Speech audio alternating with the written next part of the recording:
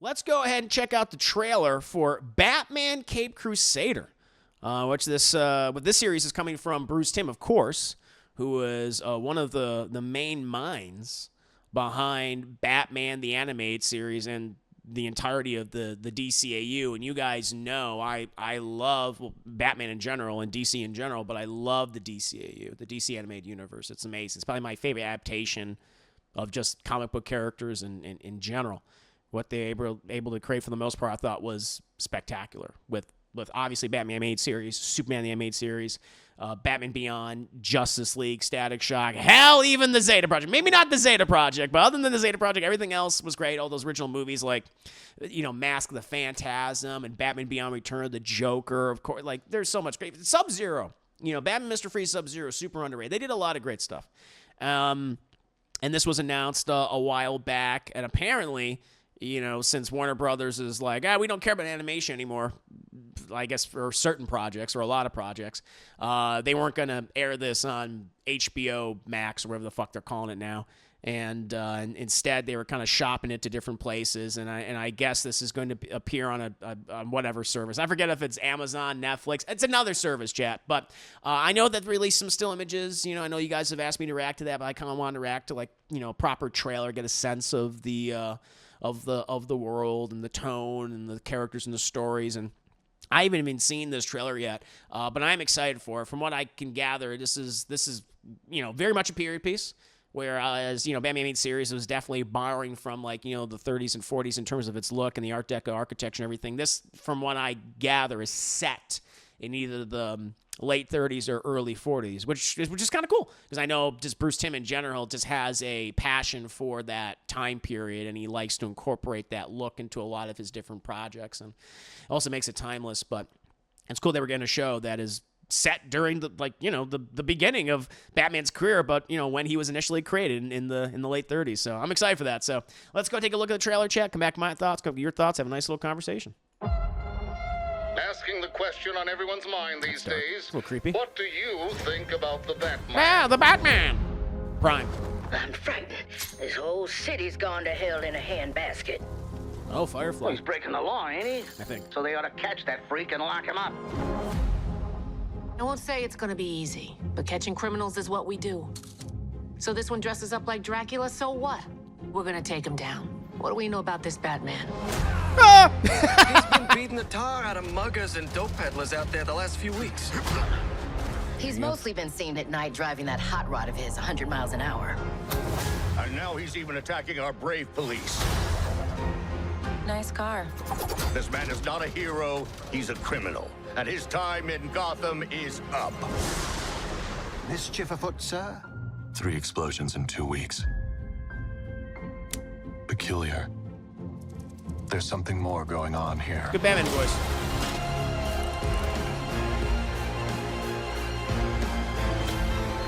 He knows too much. He's an itch that needs to get scratched. Oh, they got the classic Catwoman. The That's kings cool. don't run this court anymore. The jester does.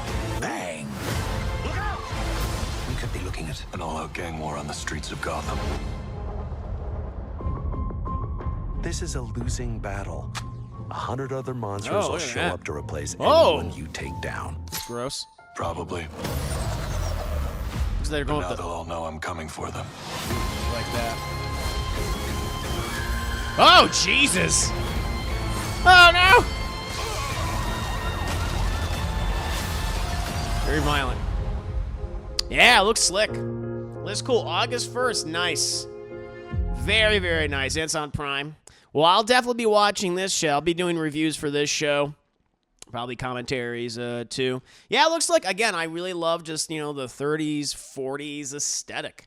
Obviously, Bruce Timm and his people have such a passion for it, so I'm glad that's on, obviously, full display.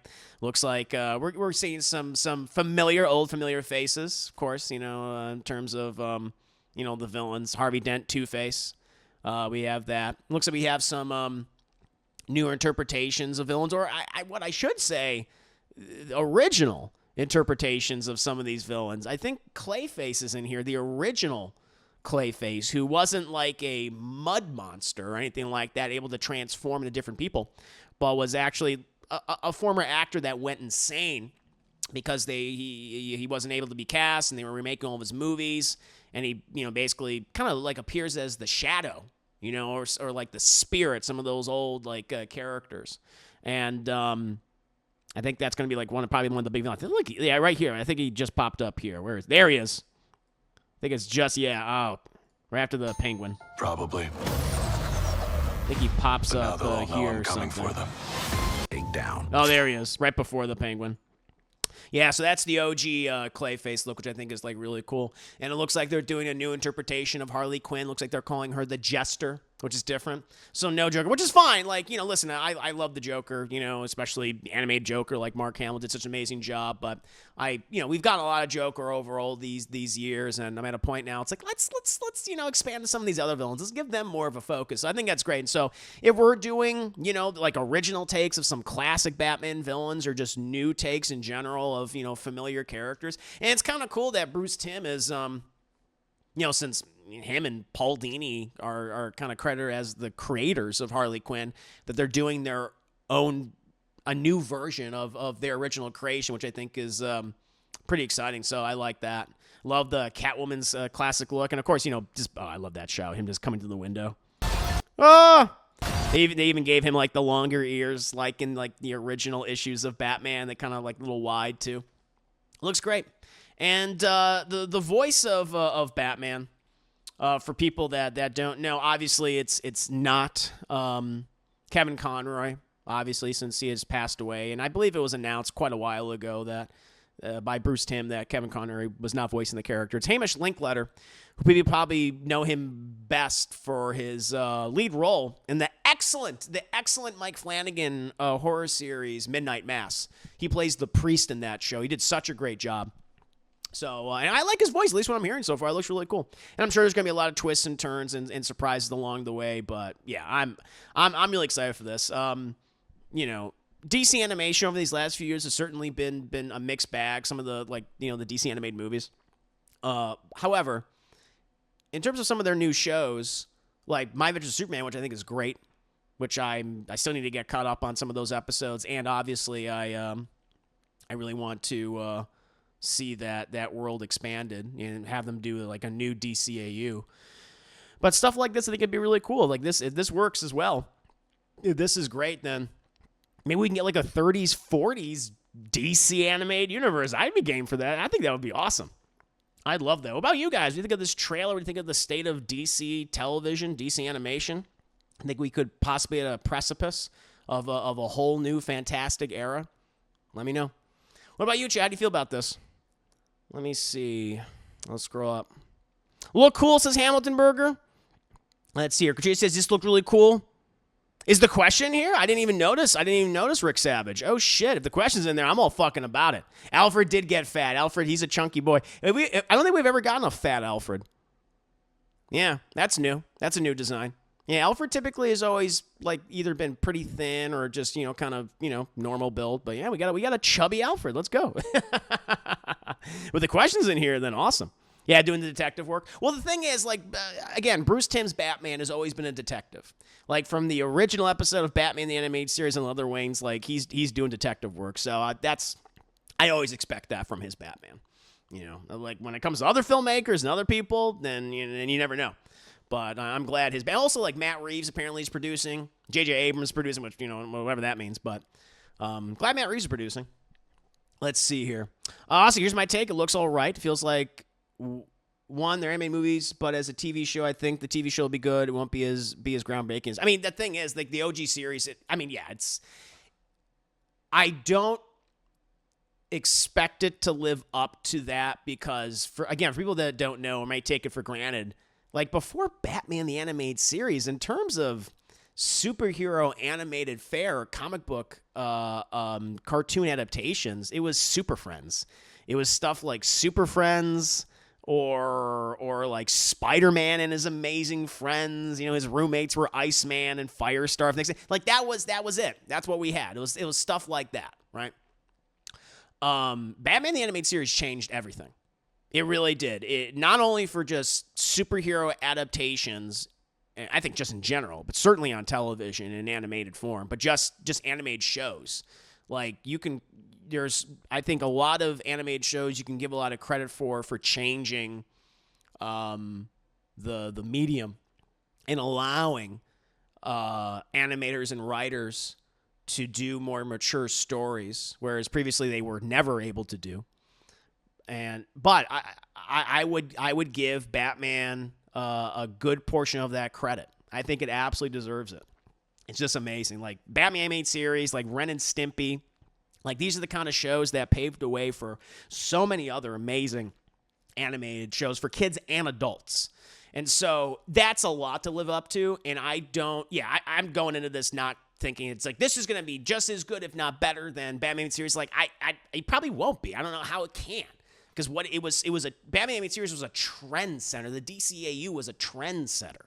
You know, it's iconic. Plus, it has 35 years of appreciation at this point. And so I just don't think it would be fair. And this is just me. This is how I feel. I mean, other people can feel differently. That's totally fine. But I just don't think it would be fair to compare it because it's just, you know, it has a legacy. It has a legacy that's older than some of you guys, you know. That's literally as old as me, which is old. Let me see. When August 1st. This releases at August 1st. So very soon. A month and a couple days from now. So I'll review this for you guys. Hope they released all at once like Fallout. I kind of hope they don't, to be perfectly honest. I would prefer, I don't know what the release schedule's like. I would actually prefer if it is weekly. I like that. It's easier for me to catch up, too. Seems like 90s animated show in spirit. Yes, definitely. Like you could see elements of that. The whole detective aspect of it. Bad Boy, it's my birthday. New Batman Bruce Timm series starts my birthday. Yay. Love it. It's a period piece. Me too, Dribblers. I like that. I like period piece Batman.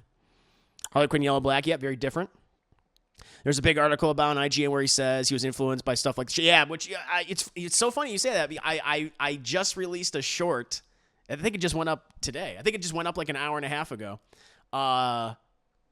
Look at that.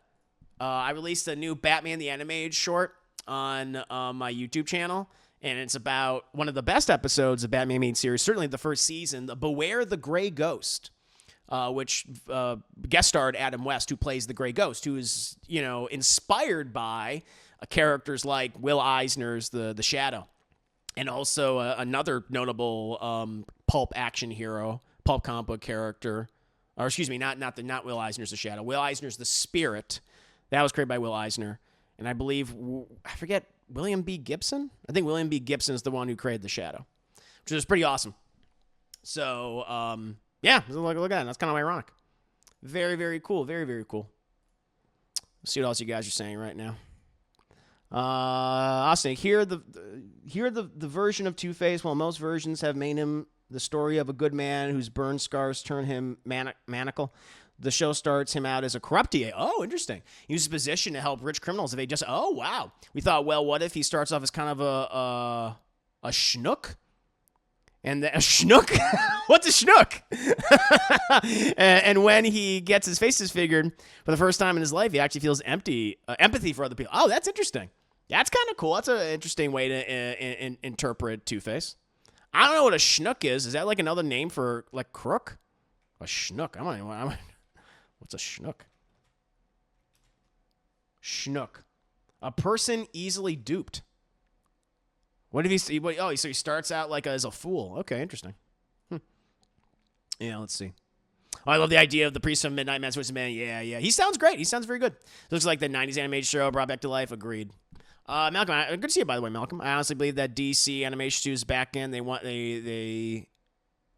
me over with the Crisis on Infinite Earth trilogy. The new Superman looks pretty cool, but this is my jam. Yeah. Trailers love its period. This could be another watershed moment for DC animation. I hope so. It'll be appropriate that these two guys are at the helm. Exactly. I hope so. I think that'll be great. Again, Batman, every birthday. You are indeed Batboy.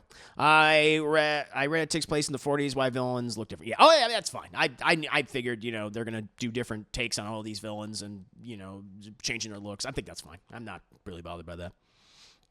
World's Greatest Detective. It's not the question. It's onomatopoeia created originally by Kevin Smith for the Green Arrow comics. Oh, gotcha. Okay. All right. I see what you're saying. Let's see here.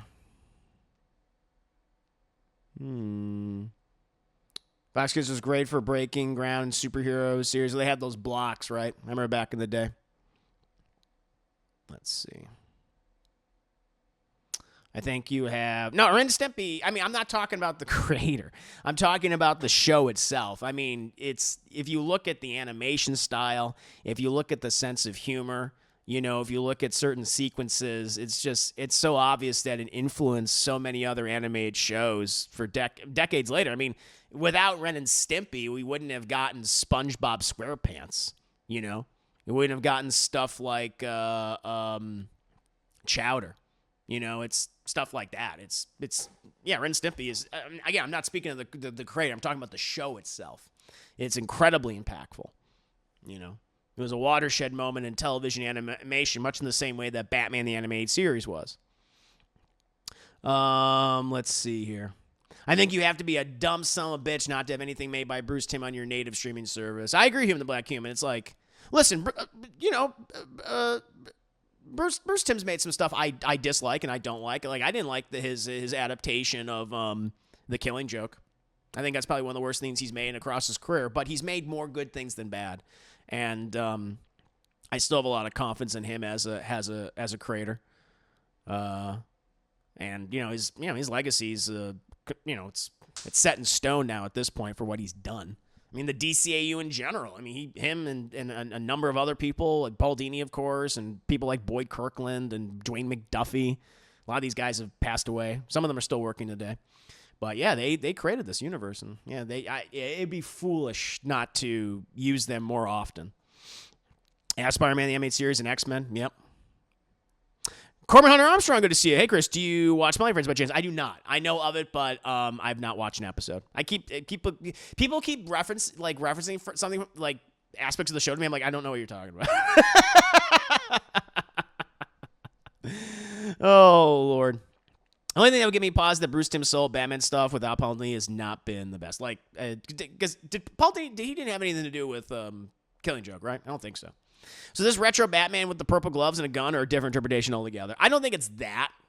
It's definitely taking inspiration from those early Batman books, like from the 30s and 40s. Not so much that. Maybe we'll see that. I don't know. Maybe there'll be a moment where he has like the purple gloves and he is using a gun at some point. They could be. That's actually a great question. I don't think it will be, but perhaps.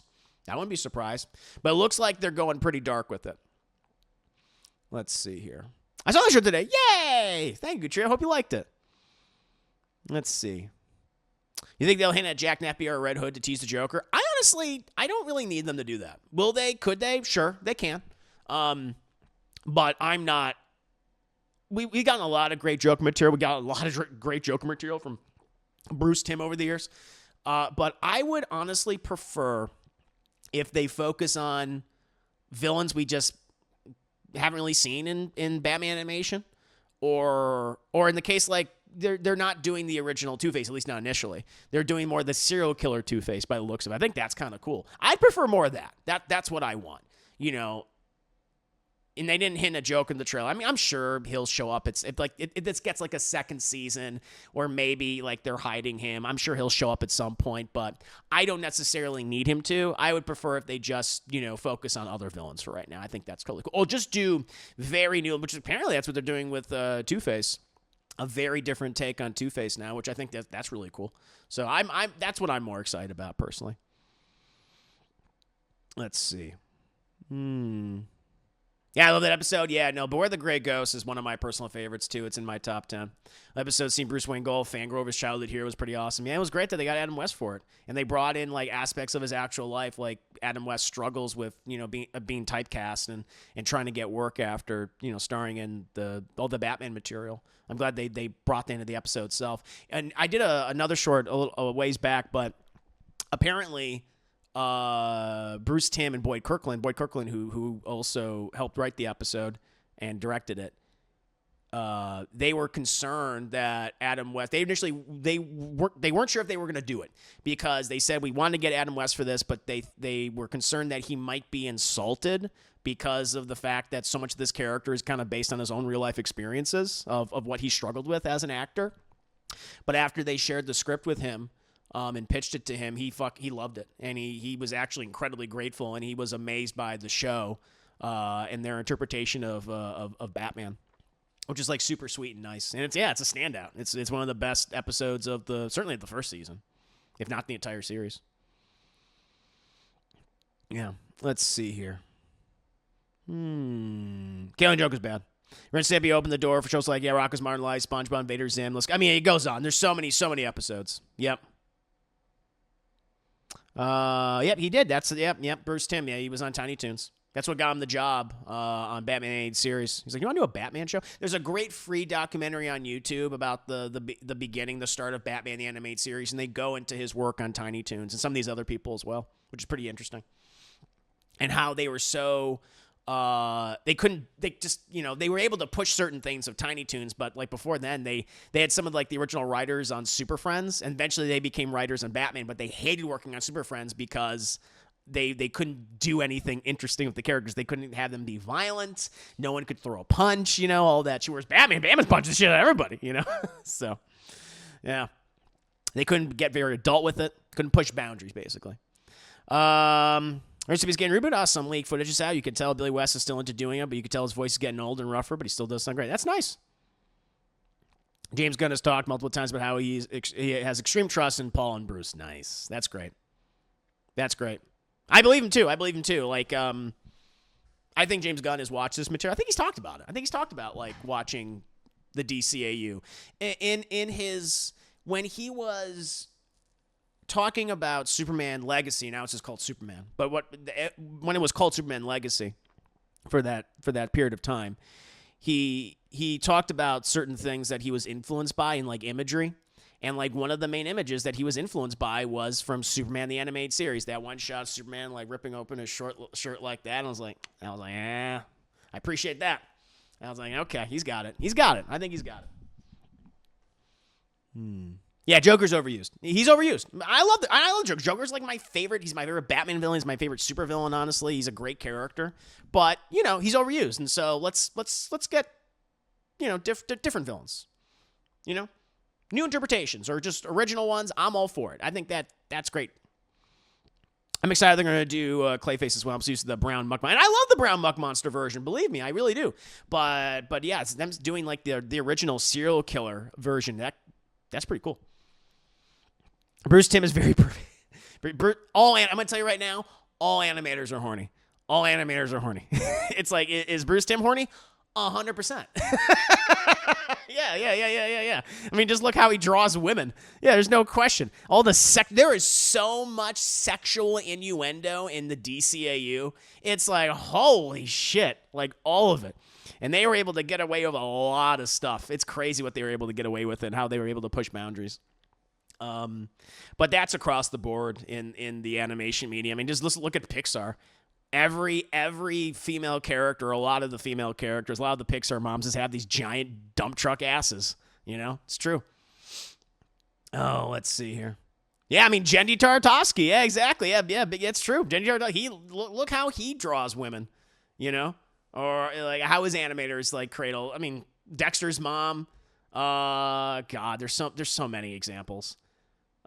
Samurai Jack, like go back and watch those shows. I've gone back and because I've done audio commentaries for a lot of obviously Batman animated series and Samurai Jack and stuff, and it's just like holy shit. And some of this stuff as a kid you don't even notice. You really don't.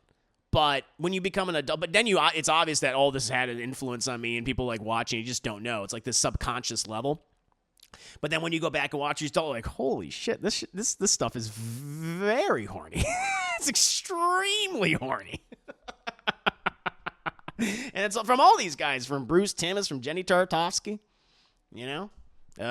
Pete Docter, all these guys. Chris Ayers, welcome back. The thing that I like about James Gunn, or he's not afraid to pull out a B or C villains and turn them into some D villains, D-list villains. Yeah. Exactly. So I'm excited what he's going to end up doing. Welcome back, Mr. Harris. That scene Batman Harley Quinn where he had Harley tie up. Yeah, shit like that. It's like, yeah, I don't like that. That goes too far. Although I do use that clip from that movie. True that. You cannot help but feel a bit lustful at this artist's interpretation of the men. Yeah. Oh yeah, the men too. The men. It's not just the women who are all made to be sex symbols, but it's the men as well. Like, all of Bruce Timm's, a lot of his designs are all triangles, very broad shoulders. It works though. Yeah, just like the fastest man alive. Hilarious. It's great. A's right, Mrs. Incredible. Hell yeah. Mrs. Incredible is amazing. Elastigirl. Can't believe I was allowed to watch Ren and Stimpy when I was 15. Oh, man, I was watching that when I was very little. I was probably like, God, I don't know, 7, 6 when I was watching Ren and Stimpy. Good stuff. The men are buff. Men are buff as hell. They're all triangles. It's true. But yeah, in any case, this looks great. This looks really good. I'm very excited for Batman Cape Crusader. I hope it, again, it's impossible to live up to the expectations of the Batman series. I don't expect it to. I don't think that's fair. When you're going up against 35 years of legacy, plus everything that came afterwards of the DCAU. So I'm not going to hold it to that. Like, it has to beat that. It's like, it's impossible. But at the very least, that what I expect this to be very good. I expect to like this as much as My Adventures of Superman, which I like quite a bit, even though it's clearly doing something different, which I think is great. I think that's very smart. But yeah, we'll see.